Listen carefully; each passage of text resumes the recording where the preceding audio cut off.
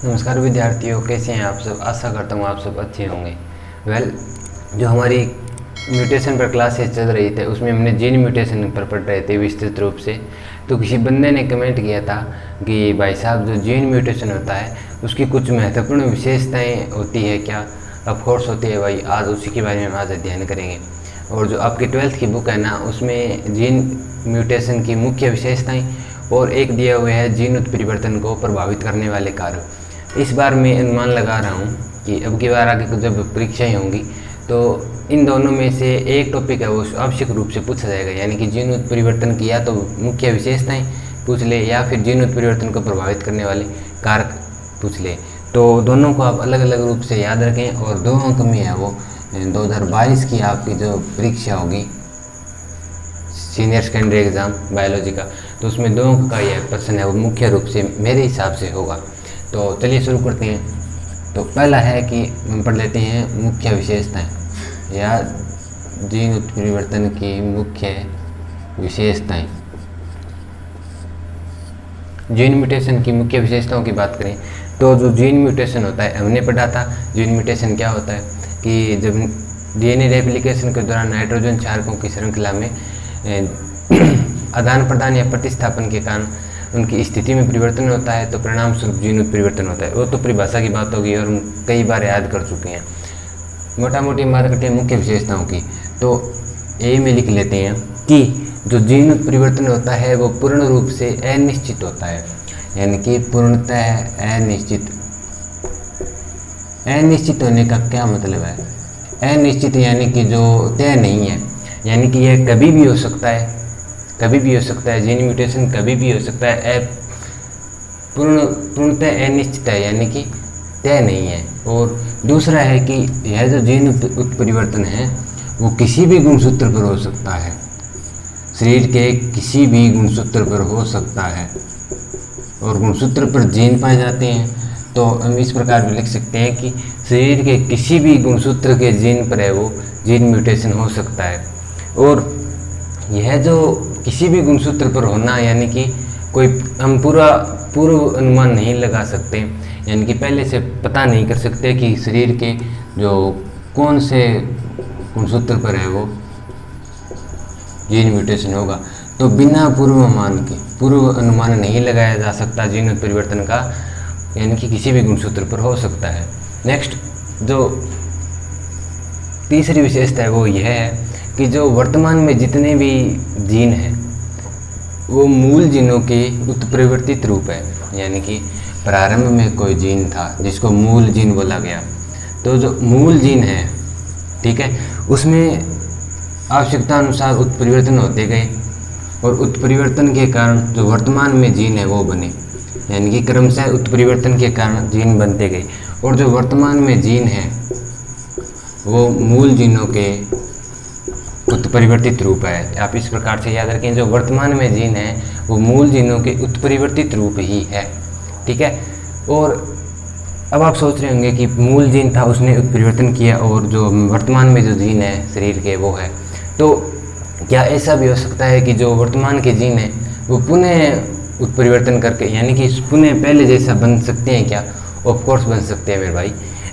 तो हमारा जो इसको डी टॉपिक कर देते हैं कि जो जीन है वर्तमान में वो पुनः, या इस प्रकार से कहें कि जीन उत्परिवर्तन पूर्ण होकर, यानी कि जीन उत्परिवर्तन पूर्ण होकर वापस से मूल जीन की अवस्था में जा सकता है, यानी कि जीन उत्परिवर्तन पूरा हो गया तो वापस से वह उत्परिवर्तन होकर है वो मूल जीन में जा सकता है। आप यह टॉपिक याद रखें, इसलिए मैं कहता हूँ मुख्य विशेषताओं 2 अंक में पूछे जाएगी 100%, ठीक है। अब नेक्स्ट टॉपिक इसको ई कर देते हैं, यानी कि 5वां। तो 5वां क्या है कि एक जीन है वो कई बार उत्परिवर्तन कर सकता है। एक जीन कई बार उत्परिवर्तन कर सकता है, यानी कि कोई सीमा नहीं होती। जैसे हम पढ़ रहे थे ना यहाँ पर श्रृंखला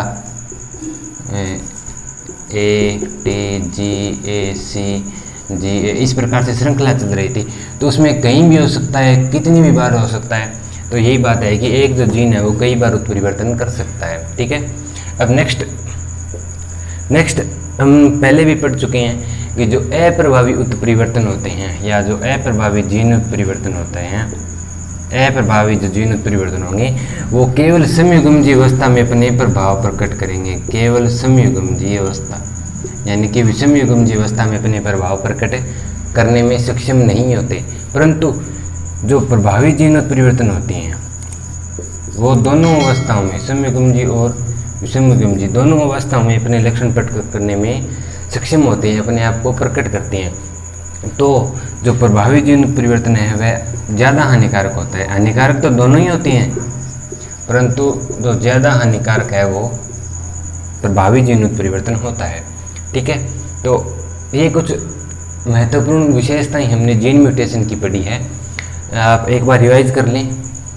यानी कि पूर्णतः अनिश्चित होता है, किसी भी गुणसूत्र पर बिना किसी पूर्वानुमान के हो सकता है, और जो वर्तमान में जीन है वो मूल जीनों के उत्परिवर्तित रूप है, और जो एक बार जीन उत्परिवर्तन पूर्ण होकर वापस से मूल जीन में वो उत्परिवर्तन के द्वारा जा सकता है।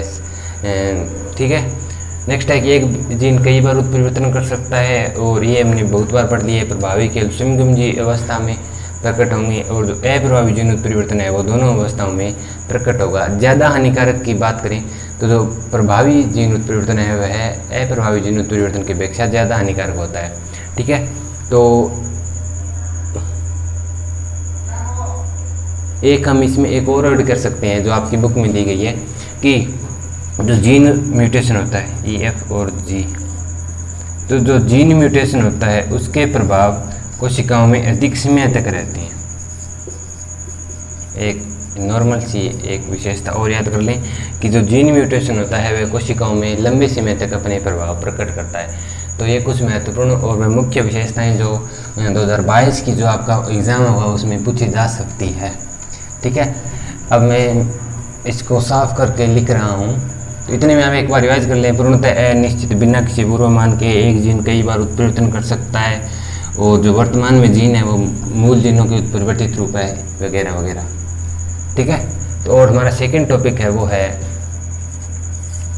जीन उत्परिवर्तन को, जीन म्यूटेशन को प्रभावित करने वाले कारक, प्रभावित करने वाले कारक।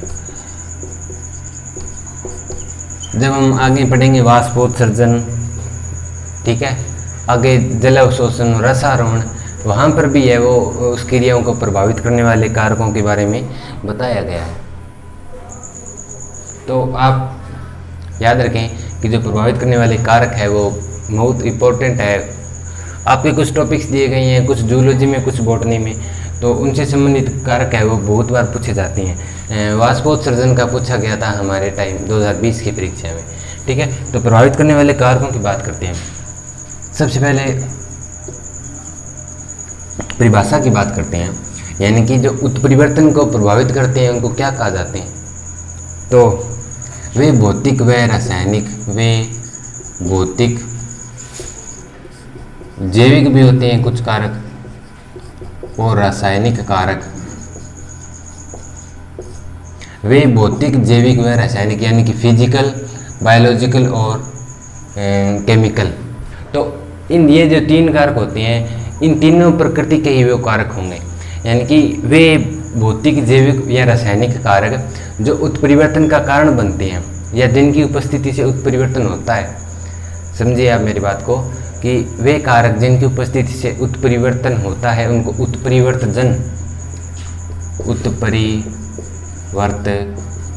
यानी कि उत्परिवर्तन को जन्मने वाला उत्परिवर्तजन कहा जाता है, म्यूटेशन कहा जाता है। ठीक है, तो और ये तीन प्रकृति की, भौतिक प्रकृति, जैविक प्रकृति और रासायनिक प्रकृति के हो सकते हैं और उत्परिवर्तन करने का कारण बनते हैं। तो जो सर्वप्रथम वैज्ञानिक था मुल्लर, इस मुल्लर ने क्या किया था, ध्यान रखिए आप।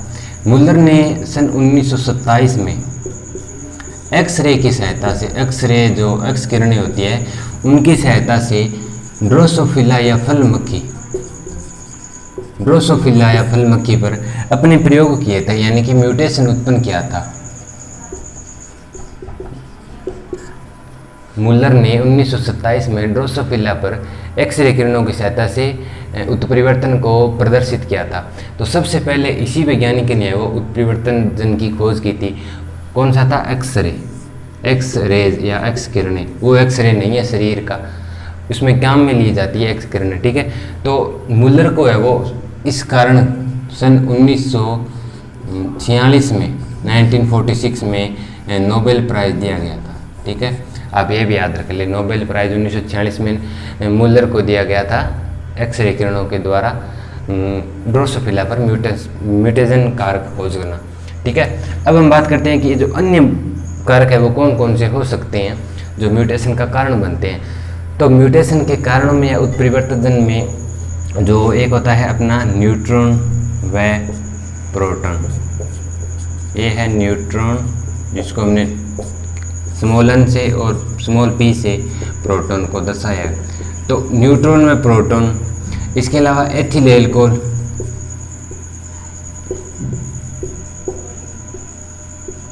एथिल एल्कोहल, एक होता है एक्टिनोमाइसिन डी, एक्टिनोमाइसिन डी।